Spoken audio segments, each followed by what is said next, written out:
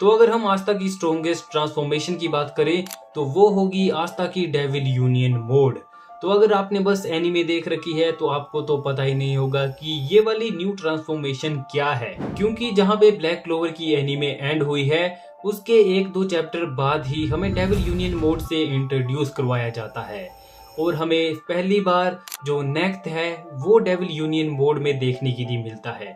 और इसके कुछ चैप्टर बाद ही आस्था भी फाइनली अपनी डेविल यूनियन मोड को अनलॉक करता है। तो आज की वीडियो में हम डिटेल में बात करेंगे आस्था के डेविल यूनियन मोड के बारे में, पर उससे पहले तुम्हें पता है कि क्या करना है। तुम्हें करना है इस वीडियो को एक लाइक, चैनल को subscribe. Excuse me, I want be your friend. तो डेविल यूनियन मोड को अनलॉक करने के लिए तुम्हें सबसे पहले जो डेविल बाउंडिंग रिचुअल है उसको कंप्लीट करना पड़ता है। और तुम्हें तो पता ही है कि ब्लैक क्लोवर की एनीमे के लास्ट एपिसोड में हमें यही देखने के लिए मिला था कि आस्था ने जो अपना डेविल बाउंडिंग रिचुअल था उसे कंप्लीट कर लिया था और आस्था ने लीबे के साथ 50-50 का जो कॉन्ट्रैक्ट था वो साइन किया था और वो फ्रेंड बन गए थे, या मैं सिंपली बोलूं वो एक दूसरे के ब्रदर बन गए थे। तो डेविल बाउंडिंग रिचुअल के बाद होता ये है कि जो डेविल होस्ट होता है वो अपने डेविल का 100% यूज कर सकता है, पर आस्था ने लीबे के साथ 50-50 का कॉन्ट्रैक्ट साइन किया था, तो आस्था को डिफिकल्टी हुई अपना डेविल यूनियन मोड अनलॉक करने के लिए।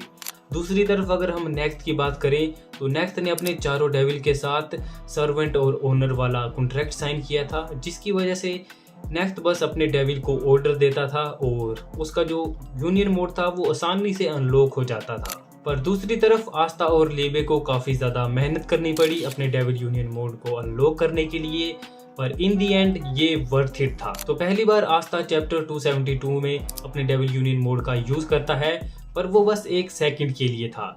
इसके बाद वो काफी टाइम के लिए ट्रेनिंग करता है और अपनी जो इस लिमिट है डेविल यूनियन मोड की उसको बढ़ाता है। तो डेविल यूनियन मोड में होता ये है कि आस्था या फिर किसी और होस्ट के पास भी अपने डेविल के जितने भी फिजिकल ट्रेट्स होते हैं वो आ जाते हैं। तो आस्था के पास लीबे के जो विंग्स थे, हॉर्न थे, इसके अलावा उसकी जो आर्म्स थी वो उसके पास आ जाती है। इसके अलावा भी आस्था की जितनी भी फिजिकल बॉडी है वो एंटी मैजिक के एक आर्मर से कवर हो जाती है। और पर्सनली मैं तो वेट कर रहा हूँ कि आस्था की ये जो डेविल यूनियन मोड वाली ट्रांसफॉर्मेशन है ये कब जाके एनिमेट होगी। हो सकता है 2026 में या फिर 2027 में। तो ये तो बात हो गई डेविल यूनियन मोड के फिजिकल लुक्स के बारे में।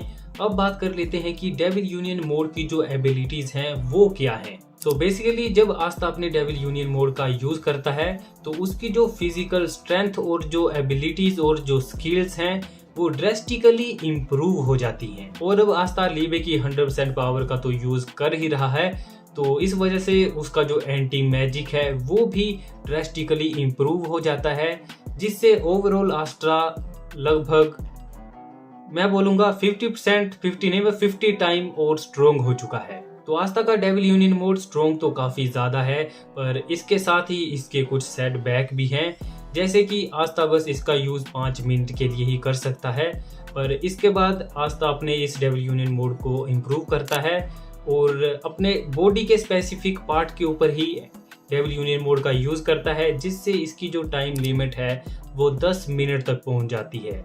पर जब आस्था अपने डेविल यूनियन मोड का यूज कर लेता है उसके बाद इसका 30 मिनट का कूल डाउन चलता है, जिसमें आस्था की बॉडी में काफी ज्यादा पेन होता है और 30 मिनट तक इंतजार करने के बाद आस्था दोबारा से फिर से एंटी मैजिक नहीं मतलब डेविल यूनियन मोड का यूज कर सकता है। पर अब जो करंट आस्था है और ज़ैतन सीखने के बाद आस्था की जो लिमिट है वो काफी ज्यादा इम्प्रूव हो चुकी है और आस्था डेविल यूनियन मोड का और भी अच्छे से यूज कर सकता है। और लूसीफेरो से जब उसकी फाइट हुई थी तब उसने अपने ट्रू डेविल यूनियन मोड को भी अनलॉक कर लिया था, जिस वजह से वो जिस भी चीज को टच करता था उसका मैजिक नलीफाई हो जाता था। तो आस्था ने जैसे ही लूसीफेरो का हाथ पकड़ा तो लूसीफेरो का जितना भी मैजिक था वो सीधे ही कैंसल आउट हो गया। Oh no! और इसके अलावा डेविल यूनियन मोड में आस्था जब डीमन स्लैशर कटाना का यूज करता है तो वो चूज कर सकता है कि वो किस चीज को काटेगा। मतलब आगे उसके फ्रेंड्स हैं, पीछे एनिमी हैं, तो वो चूज कर सकता है कि किसको वो काटेगा। उसके एंटी मैजिक का कोई भी इफेक्ट उसके फ्रेंड्स के ऊपर नहीं होगा, बस होगा तो उसके अपोनेंट के ऊपर। और डेविल यूनियन मोड में आस्ता अपनी चारों स्वॉर्ड्स का यूज कर सकता है जैसे वो पहले कर सकता था, पर और भी ज्यादा बढ़िया तरीके से। और अब इसके अलावा आस्ता जैसे कि माना जोन होता है वैसे ही एंटी जोन बना सकता है, जिसके एरिया में जितना भी मैजिक होगा वो नलीफाई हो जाएगा। तो मैं सिंपल वर्ड्स में बोलूँ तो आस्ता का जो डेविल यूनियन मोड है वो उसे 100 टाइम बेटर बना देता है उसकी नॉर्मल फॉर्म से। और इसके बाद जब आस्ता हीनो किंगडम में जाता है और वहाँ पे रियो से जैतन सीखता है, और इस रीजन की वजह से उसका जो एंटी मैजिक है वो और भी ज़्यादा इम्प्रूव हो जाता है। और जो रियो है वो आस्ता को बताता है कि जैसे वो अपने एंटी मैजिक को अपनी स्पोर्ट्स के साथ इन्फ्यूज़ करता है, तो अब आस्ता अगर चाहे तो अदर ऑब्जेक्ट के साथ भी अपने एंटी मैजिक को फ्यूज़ कर सकता है। और जैसा कि हमें इसके बाद देखने के लिए भी मिला, आस्ता अपने एंटी मैजिक को शेयर करता है ब्लैक बुल्स के साथ, और उनकी जो एबिलिटीज़ हैं वो काफ़ी ज़्यादा क्रेजी हो जाती हैं और वो अपने बोथ मैजिक का यूज़ कर सकते हैं। एंटी मैजिक और ब्लैक बुल्स का अदर मैजिक है, उन दोनों को मिला के वो काफ़ी ज़्यादा पावरफुल बन गए थे। वो पैलेडन को 1-1 शॉट में ख़त्म कर रहे थे। सो बेसिकली जो करंट आस्ता है वो काफ़ी ज़्यादा स्ट्रॉन्ग हो चुका है, पर लास्ट के कुछ चैप्टर में यूनो और आस्ता ने लूसियस को हरा दिया था। पर नेक्स्ट चैप्टर के लिए सभी लोग एक्साइटेड हैं क्योंकि उन्हें पता है कि लूसियस वापस आने वाला है और हो सकता है आस्ता और यूनो के साथ बहुत ज़्यादा बुरा हो। और गाइज आप कमेंट सेक्शन में बताना कि आपको ये वाली वीडियो कैसी लगी।